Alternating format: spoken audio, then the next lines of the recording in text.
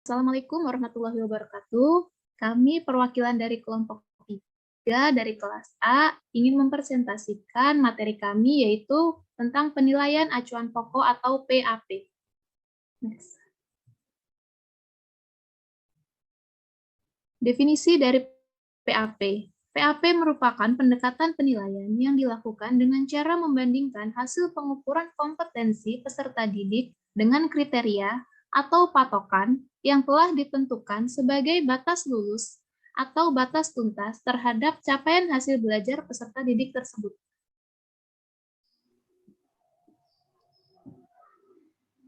Selanjutnya, ada ciri-ciri PAP atau penilaian acuan patokan.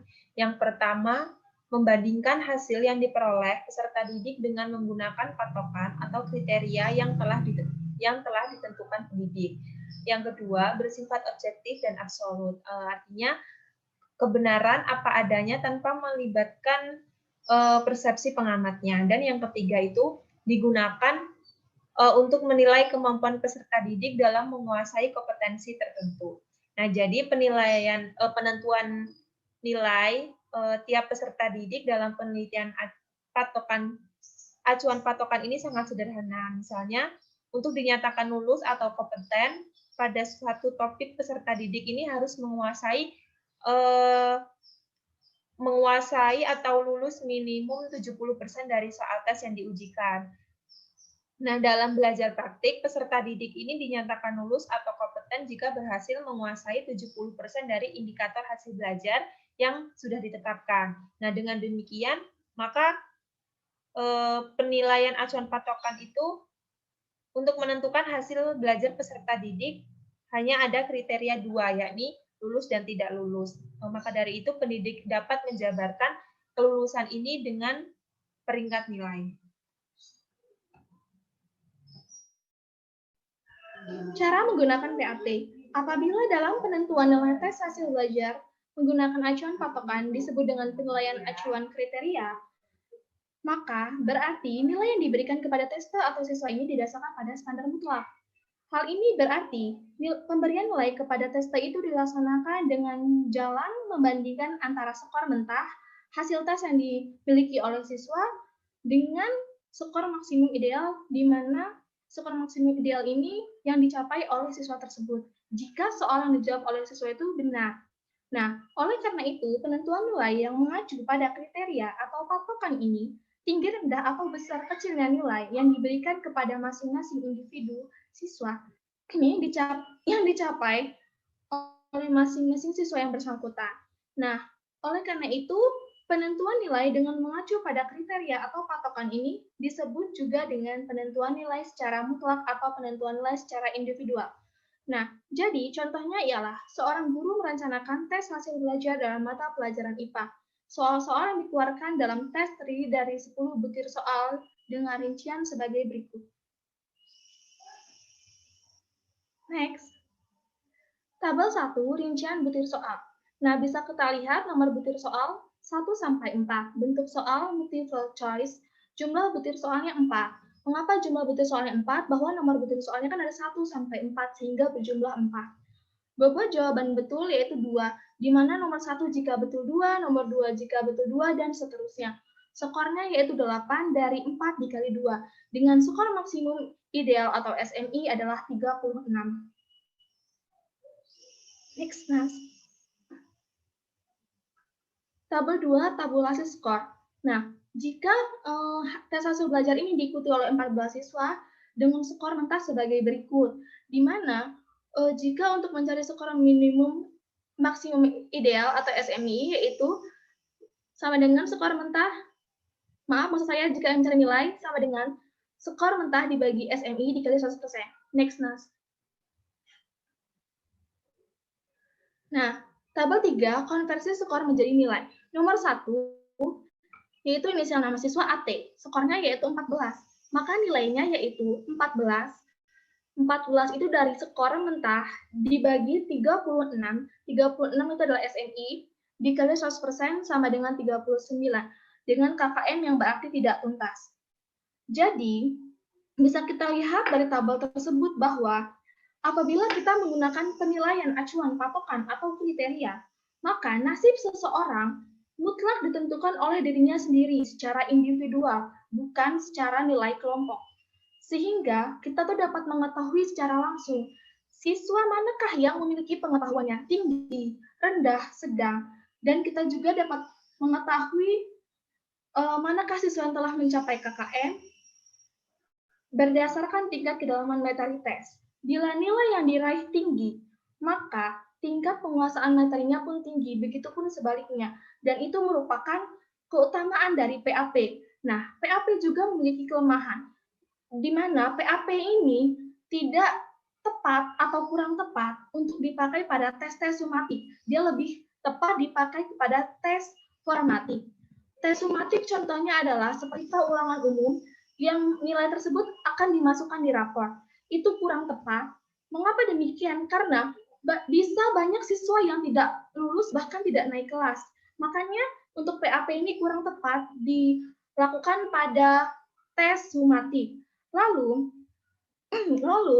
jika kita butir soal yang dikeluarkan dalam hasil belajar itu terlalu sukar, maka siswa yang pintar pun tidak akan lulus. Begitupun sebaliknya, jika soal yang diberikan terlalu mudah, maka siswa yang kurang pintar itu pasti akan lulus. Sehingga jika kita ingin membuat butir soal untuk penguji tes menggunakan PAP, kita harus memperhatikan beberapa hal seperti fungsi distraktor, daya pembeda, item, validitas, dan sebagainya, agar kita tahu gambaran penguasaan materi siswa secara nyata itu seperti apa. Next.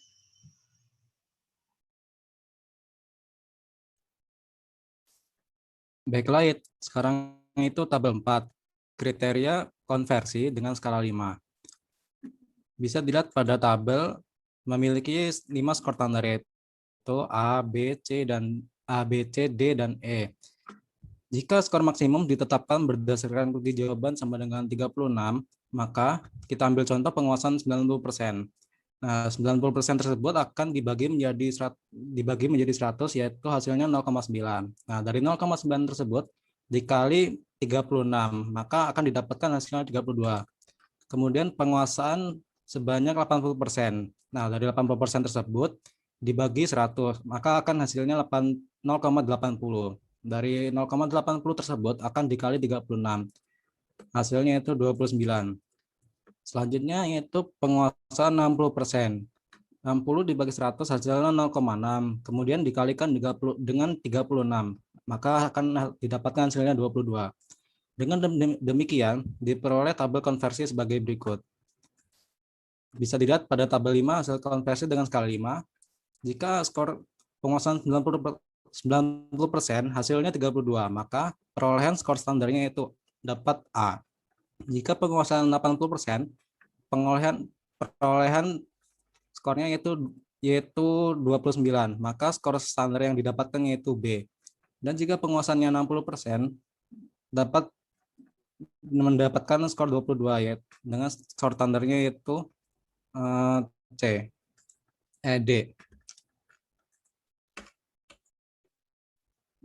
Selanjutnya yaitu tabel 6, kriteria konversi dengan skala 10.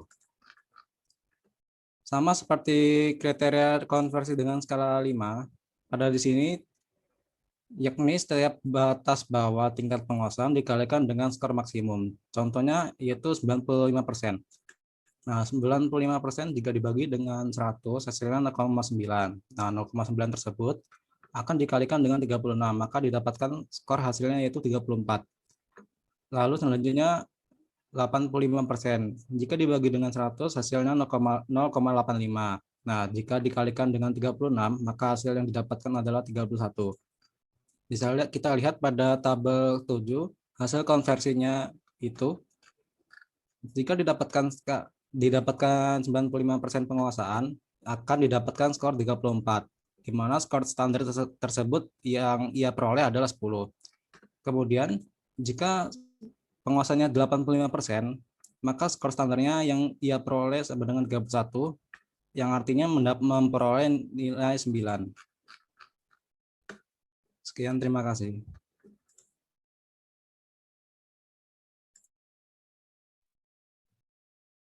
Sekian presentasi paparan materi dari kami. Apabila ada kekurangan, kami mohon maaf. Kepada Allah kami mohon ampun. Saya akhiri dan saya tutup. Wabillahi taufiq wal hidayah. Wassalamualaikum warahmatullahi wabarakatuh. Assalamualaikum warahmatullahi wabarakatuh. Nama saya Ayu Dwi Apriliana dengan NPM 1811060231 akan menjelaskan tentang materi tim 3 yang berjudul Analisis Pokok Uji Validitas, Reliabilitas, Daya Beda Tingkat Sukar, dan Tingkat Pengecoh, yaitu perbedaan dari instrumen tes dan non-tes. Yang pertama itu ada teknik analisis pokok uji. Nah, teknik analisis pokok uji ini merupakan proses pengumpulan, peringkasan, dan penggunaan informasi dari jawaban siswa untuk membuat keputusan tentang setiap penilaian. Kemudian soal yang bermutu itu adalah soal yang dapat memberikan informasi setepat-tepatnya sesuai dengan tujuan. Nah, dari analisis butir soal itu terdapat karakteristik dan spesifikasi butir soal. Jadi analisis soal itu secara kuantitatif menekankan pada karakteristik internal tes melalui data yang diperoleh secara empiris. Kemudian untuk mengukur tingkat kesukaran, daya pembeda, dan pengecoh yang diharapkan akan mampu memberikan informasi yang akurat tentang kemampuan siswa yang sebenarnya. Nah, yang pertama ada validitas. Validitas atau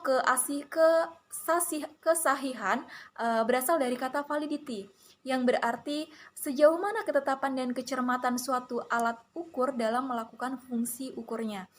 Kemudian suatu kuesioner juga dikatakan valid jika pertanyaan pada kuesioner mampu untuk mengungkapkan sesuatu yang akan diukur oleh kuesioner tersebut. Nah, dari jenis-jenis validitasnya sendiri yaitu terdapat validitas logis dan validitas empiris. Yang pertama ada validitas tes. Nah, validitas tes ini adalah merupakan sebuah item yang dikatakan valid apabila mempunyai skor yang tinggi pada item dan mempunyai kesejajaran dengan teknik korelasi produk momen dengan angka kasar. Yang pertama ada validitas butir soal esai dan validitas butir soal pilihan ganda. Kemudian ada validitas non-tes. Nah, penggunaan instrumen non-tes ini seperti angket, lembar observasi, wawancara, riwayat hidup, dan skala bertingkat. Kemudian uji validitas instrumen non-tes ini juga dapat dinyatakan valid apabila setiap item pertanyaan yang ada pada kuesioner itu dapat digunakan untuk mengungkapkan sesuatu yang akan diukur oleh kuesioner tersebut. Kemudian yang kedua ada reliabilitas. Nah, reliabilitas itu merupakan keadaan instrumen yang menunjukkan hasil pengukuran yang reliable. Artinya tidak berubah-ubah atau konsisten. Nah, suatu pengukuran disebut andal itu apabila dapat memberikan hasil yang sama ataupun hampir sama apabila pemeriksaan dilakukan berulang-ulang. Kemudian secara garis besar ada 3 hal yang mempengaruhi hasil tes. Yang pertama itu ada hal yang berhubungan dengan tes itu sendiri. Kemudian yang kedua hal yang berhubungan dengan tercoba suatu tes yang dicobakan kepada kelompok yang terdiri dari banyak siswa. Kemudian yang ketiga itu ada hal yang berhubungan dengan penyelenggaraan tes yang mengukur reliabilitas tersebut. Kemudian terdapat reliabilitas tes yang beberapa cara untuk mencari reliabilitas suatu tes. Yang pertama ada teknik berulang, kemudian teknik bentuk paralel, dan teknik belah dua. Jadi tinggi rendahnya reliabilitas tes hasil belajar itu dapat diketahui dengan 3 jenis pendekatan, yaitu yang pertama pendekatan single test atau single trial, kemudian pendekatan tes retest, dan pendekatan alternatif seperti itu. Kemudian daya bedanya. Nah, apa sih daya beda? Jadi daya beda itu adalah kemampuan suatu butir item tes hasil belajar untuk dapat membedakan antara testi yang berkemampuan tinggi dengan testi yang berkemampuan rendah. Sehingga sebagian besar testi yang memiliki kemampuan tinggi untuk menjawab butir item tersebut lebih banyak yang menjawab betul. Sementara testi yang kemampuannya rendah untuk menjawab butir item tersebut sebagian besar tidak menjawab item dengan betul. Kemudian ada teknik analisis daya pembeda. Yang pertama itu ada instrumen tes, bahwasanya indeks daya pembeda dihitung atas dasar pembagian kelompok menjadi 2 bagian. Yang pertama kelompok atas yang merupakan peserta tes yang berkemampuan tinggi dengan kelompok bawah yaitu kelompok peserta tes yang berkemampuan rendah. Kemudian daya pembeda item tes juga dapat diketahui dengan melihat besar kecilnya angka indeks diskriminasi. Nah, rumus yang digunakan untuk menentukan indeks diskriminasi soal objektif ada 2 macam. Yang pertama, rumus pertama, D sama dengan PA min PB atau D sama dengan PH min PL. Yang kedua menggunakan rumus kedua menggunakan teknik korelasi PHI. Jadi PHI sama dengan PH min PL dibagi 2, seperti itu. Nah, cara menentukan daya pembeda atau membedakan menjadi kelompok kecil yaitu kurang dari 100 dan kelompok besar itu 100 ke atas. Kemudian yang kedua ada instrumen nuntes dari daya beda. Angketnya yaitu instrumen angket digunakan untuk mengetahui respon siswa terhadap pembelajaran dengan pendekatan pembelajaran berbasis masalah. Nah, untuk skor intervalnya bentuk-bentuk skala cukup beragam, contohnya seperti skala pendapat yang biasanya pada kertas angket terdiri dari 5 pilihan yaitu sangat senang, kemudian senang, netral, tidak senang, dan sangat tidak senang. Kemudian langkah-langkah analisis dan contohnya dari skor intervalnya itu yang pertama mengumpulkan data, kemudian dilihat dari jumlah seluruh data. Jadi menggunakan data dan dilihat dari jumlah keseluruhan data tersebut, seperti itu. Contoh jumlah data pada 100 orang siswa ditemukan sejumlah data, yaitu sangat tidak senang itu 15 orang dan sangat senangnya 30 orang. Kemudian yang kedua ada korelasi produk momen person.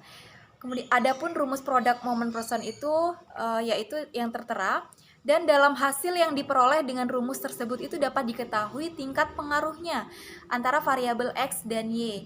Nah, pada hakikatnya nilai R kecil itu dapat bervariasi dari min 1 hingga dari 1 ke bawah hingga di atas 1. Atau secara matematis dapat ditulis menjadi min 1 R plus 1. Kemudian ada hasil dari perhitungan akan memberikan 3 alternatif. Yang pertama, bila R sama dengan 0 atau mendekati 0, maka korelasi antar kedua variabel itu sangat lemah. Kemudian bila R itu dari atas ke 1, maka mendekati plus 1, maka korelasi antar kedua variabel itu adalah kuat. Kemudian yang ketiga, bila R itu 1 ke bawah, maka korelasi antar kedua variabel itu adalah kuat dan berlawanan arah, dikatakan negatif. Kemudian dari tingkat kesukarannya. Nah, tingkat kesulitan soal itu mempunyai beberapa, ada yang mudah, kemudian ada yang sulit juga. Jadi, suatu soal bagi siswa tingkat kesukaran itu dinyatakan dengan persentase siswa yang menjawab soal dengan benar. Jadi, makin besar persentase siswa yang menjawab soal dengan benar, itu makin mudah soal itu. Sebaliknya, makin kecil persentase siswa yang menjawab soal dengan benar, makin sukar soal itu. Jadi dengan demikian soal yang dijawab benar oleh 85% siswa itu dinyatakan mempunyai tingkat kesukaran 0,85. Tentunya soal ini lebih mudah dari soal yang mempunyai tingkat kesukaran 20% atau 0,2. Nah, untuk menentukan taraf kesukarannya sendiri digunakan rumus, yaitu P sama dengan B per JS. P itu merupakan indeks kesukarannya, B itu merupakan banyaknya siswa yang menjawab soal dengan betul, dan JS itu merupakan jumlah seluruh siswa peserta tes. Kemudian tingkat pengecoh. Jadi pengecoh itu berfungsi untuk mengidentifikasi peserta tes yang mempunyai kemampuan tinggi. Jadi tujuan analisis distraktor adalah untuk mengetahui seberapa banyak si siswa yang menjawab benar sesuai dengan kunci jawaban dan seberapa banyak yang memilih distraktor atau pengecoh. Nah, kemudian efektivitas tingkat pengecoh ini perlu diperhatikan untuk mengetahui banyaknya mahasiswa yang menjawab benar sesuai dengan kunci jawaban dan beberapa banyak mahasiswa yang memilih distraktor atau pengecoh. Kemudian dari analisis pengecoh sendiri, dalam menganalisis fungsi pengecoh itu dikenal dengan istilah menganalisis pola penyebaran jawaban butir soal pada soal bentuk pilihan ganda. Kemudian ada analisis pengecoh non-tes. Jadi pada soal bentuk pilihan ganda ada alternatif yang merupakan pengecoh butiran soal yang baik. Pengecohnya itu akan dipilih secara merata oleh peserta didik yang menjawab salah atau sebaliknya. Terdapat rumus pengecoh yang non-tes, yaitu IP sama dengan P per N dikali 100%. Nah, keterangannya dari IP sendiri itu adalah indeks pengecohnya, P itu jumlah peserta didik yang memilih pengecoh, kemudian yang N-nya itu adalah jumlah peserta didik yang ikut tes, B-nya merupakan jumlah peserta didik yang menjawab benar pada setiap soal. Nah, untuk N-nya adalah jumlah alternatif jawaban, dan I itu adalah bilangan tetap. Terima kasih. Wassalamualaikum warahmatullahi wabarakatuh. Saya awali. Assalamualaikum warahmatullahi wabarakatuh. Saya Bagus Rinaldi. Di sini saya akan menjelaskan tentang submateri PAN atau penilaian acuan norma. PAN atau dikenal dengan istilah Norm Reference Test adalah penilaian yang dilakukan dengan mengacu pada norma kelompok. Dan penilaian acuan norma atau PAN ini yaitu dengan cara membandingkan nilai seorang siswa dengan nilai kelompoknya tersebut. Dan istilah norma pada nilai PAN itu menunjukkan kapasitas atau prestasi kelompok, sedangkan yang dimaksud dengan kelompok adalah semua peserta didik yang mengikuti tes tersebut. Pada prinsipnya, penilaian acuan norma itu atau PAN secara umum menunjukkan di mana peringkat seorang dalam kelompok orang yang mengikuti tes. Selanjutnya yaitu kriteria penyusunan penilaian acuan normatif. Penyusunan penilaian acuan normatif menurut Muhammad Ngalim Purwanto antara lain yaitu 1. Tidak ditekankan untuk mengukur penampilan yang eksak dari behavioral objektif. Yang kedua, pada proses belajar, penilaian nilai normatif pada umumnya banyak dilakukan oleh seorang guru. Yang ketiga, penekanan dalam penilaian untuk proses belajar seorang mengacu pada ketentuan atau norma yang berlaku di sekolah. Dan yang terakhir, seorang guru dapat menggunakan acuan normatif nasional.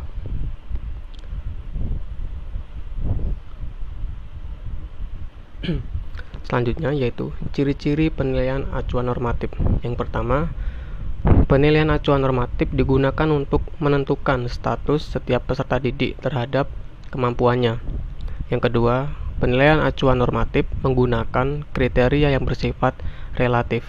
Yang ketiga, hasil dari penilaian acuan normatif tidak mencerminkan tingkat kemampuan siswa pada materi, tetapi hanya menunjukkan peringkatnya saja.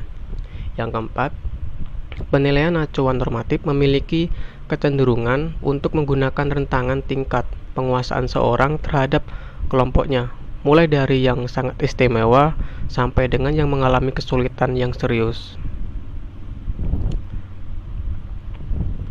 Dan di sini adapun kelebihan dan kekurangan dari penilaian acuan normatif. Yang pertama, kelebihannya yaitu 1. Kebiasaan penggunaan penilaian berdasarkan referensi norma. Yang kedua, diharapkan tingkat kinerja yang sama terjadi pada setiap kelompok mahasiswa. Yang ketiga, bermanfaat untuk membandingkan siswa. Yang keempat, mendukung tradisional kekukuhan akademis dan menggunakan standarnya. Selanjutnya yaitu kekurangan dari PAN sendiri. Yang pertama yaitu sedikit menyebutkan kompetensi mahasiswa, apa yang mereka ketahui atau dapat mereka lakukan. Yang kedua, tidak fair karena peringkat mahasiswa tidak hanya bergantung pada tingkatan prestasi tetapi juga atas prestasi mahasiswa yang lain. Yang ketiga, tidak dapat diandalkan mahasiswa yang gagal sekarang mungkin dapat lulus tahun berikutnya. Selanjutnya yaitu ada pengolahan tes penilaian acuan normatif. Standar yang digunakan dalam PAN adalah skor rata-rata kelompok yang mengikuti tes, sehingga penentuannya dilakukan dengan mengolah data secara empirik. Di sini ada pun langkah-langkah yang ditempuh untuk mengolah nilai dengan menggunakan PAN sebagai berikut. Yang pertama itu memberi skor mentah. Nah, untuk memberi skor mentah pada sebuah tes harus diperhatikan dua cara. Yang pertama, memperhatikan bentuk-bentuk masing bagian tes, dan yang kedua, memperlihatkan bobot masing-masing bagian tes. Selanjutnya yaitu ada penskoran pilihan ganda dengan menerapkan tanpa koreksi. Penskoran pilihan ganda dengan menerapkan tanpa koreksi dengan menggunakan formula atau rumus S sama dengan N per B kali 10. Keterangannya yaitu S merupakan skor dari B, dan sedangkan skor B yaitu jumlah item yang dijawab benar, dan N merupakan jumlah pilihan ganda. Selanjutnya yaitu formula penskoran pilihan ganda dengan menerapkan koreksi.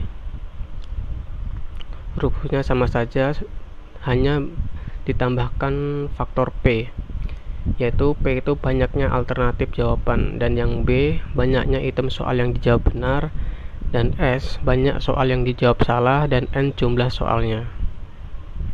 Selanjutnya yaitu mencari nilai rata-rata kelompok. Yang pertama, perhitungan nilai rata-rata dengan jumlah peserta didik relatif kecil jumlahnya. Formula yang digunakan untuk melakukan perhitungan nilai rata-rata dengan jumlah peserta yang didik yang relatif kecil yaitu dengan rumus M, X, dan N, di mana M yaitu mean atau nilai rata-rata, dan X jumlah nilai, dan N jumlah peserta didik peserta tes. Yang kedua, perhitungan nilai rata-rata dengan jumlah peserta didik relatif banyak jumlahnya. Formula yang digunakan untuk melakukan perhitungan nilai rata-rata dengan jumlah peserta didik relatif banyak jumlahnya yaitu dengan disusun berdasarkan distribusi frekuensi tunggal, yaitu dengan rumus M, Fx, dan N, di mana M yaitu mean atau nilai rata, dan Fx nilai X frekuensinya, dan N jumlah peserta didik yang mengikuti tes. Selanjutnya itu menentukan nilai peserta didik. Yang pertama, pada dasarnya pengolahan nilai tersebut adalah nilai mentah peserta tes. Artinya, sejumlah dijadikan nilai standar terlebih dahulu diperbandingkan dengan nilai rata-rata kelompoknya. Yang kedua, selama peserta tes memiliki homogenitas yang cukup tinggi, distribusi nilai akan membentuk kurva normal, dan distribusi persentasenya akan menjadi seperti disebutkan di atas. Nah, akan tetapi keadaan peserta didik tidak homogen akan membentuk kurva juling, baik juling positif maupun juling negatif. Hal ini tentu akan sedikit menimbulkan kesulitan sebab penyebaran nilai tidak merata. Baik, sekian dari penjelasan tentang sub-PAN dari saya. Saya ucapkan terima kasih. Saya akhiri. Wassalamualaikum warahmatullahi wabarakatuh.